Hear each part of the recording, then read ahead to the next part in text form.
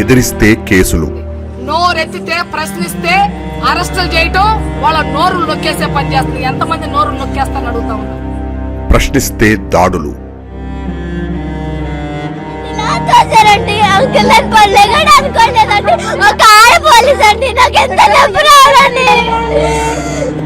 అడ్డు తగిలితే చావులు.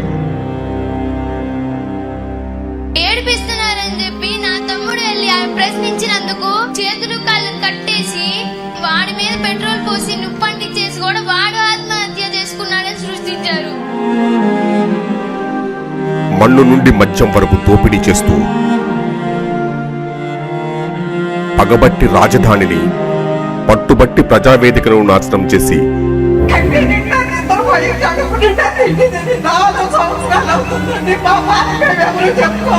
అభివృద్ధి కంటే ద్వేషానికే పెద్దపీట వేసిన ఈ 5 ఏళ్ల విధ్వంసాన్ని ప్రశ్నిస్తూ, ఈ 5 ఏళ్ల అరాచకత్వాన్ని నిలదీస్తూ చంద్రబాబు పిలిచిన పిలుపే రా కదిలిరా.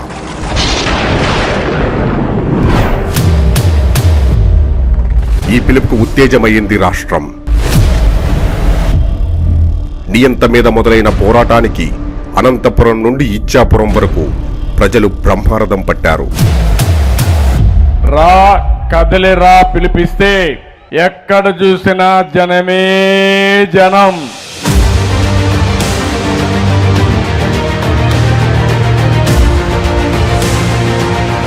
రాష్ట్ర వ్యాప్తంగా 25 సభలతో, ప్రజా మద్దతుతో ఉధృతంగా సాగింది ఈ కార్యక్రమం.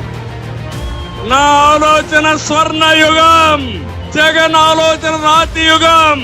రాతి యుగం కావాలన్నా స్వర్ణ యుగం కావాలన్నా మీకు?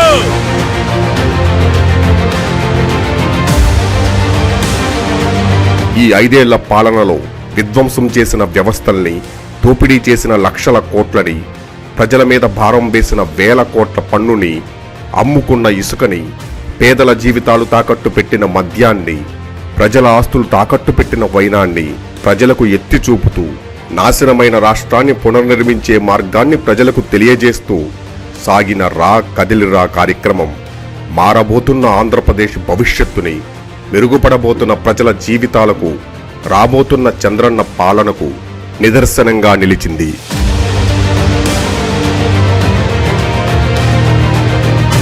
తెలుగు జాతి స్వర్ణ యుగం కోసం,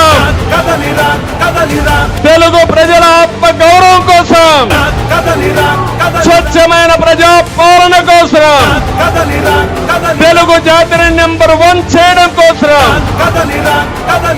ఆడబిడ్డల రక్షణ కోసం రాష్ట్రాన్ని కాపాడుకుందాం.